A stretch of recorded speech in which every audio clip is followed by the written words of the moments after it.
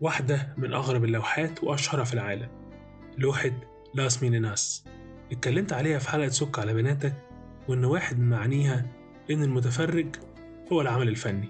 ولكن اللوحة دي ليها قصة تانية خالص. اللوحة دي رسمها فنان مشهور جدا اسمه دييغو فالاسكيز. كان بيشتغل في القصر الملكي الأسباني في وقت الملك فيليب الرابع، وترجمة اسمها السيدات المنتظرة أو خادمات الشرف، اللي احنا بنشوفهم جنب البنت الصغيرة اللي في الصورة، وهي مارغوريتا تيريسا بنت الملك، واللي الناس كانت شايفة إن هي موضوع اللوحة.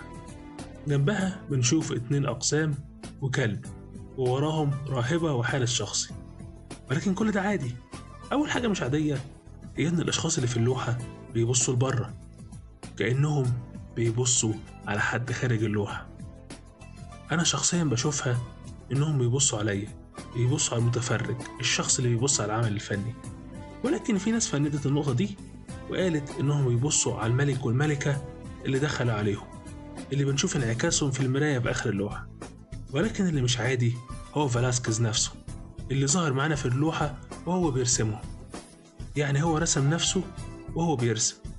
ولكن برضو الناس اختلفوا، وبيرسم مين؟ البنت والخدم ولا بيرسم الملك وزوجته؟ قولولي انتم ايه رأيكم. واخر نقطة غامضة هي الرجل الغامض اللي في آخر الصورة، وكأنه بيبص عليهم، اللي يتفسر برضو بأنه بيفتح الباب للملك والملكة.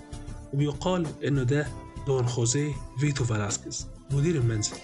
أنا شخصيا بالنسبة لي اللوحة دي عظيمة جدا، لأن بعيدا عن نقطة إنهم بيبصوا عليك، ولكن أنا بشوف إن اللوحة دي شخصية جدا لفالاسكيز. هو ببساطة يا جماعة بيشاركنا معاه في حياته، وفي لحظة مهمة قوي زي اللحظة دي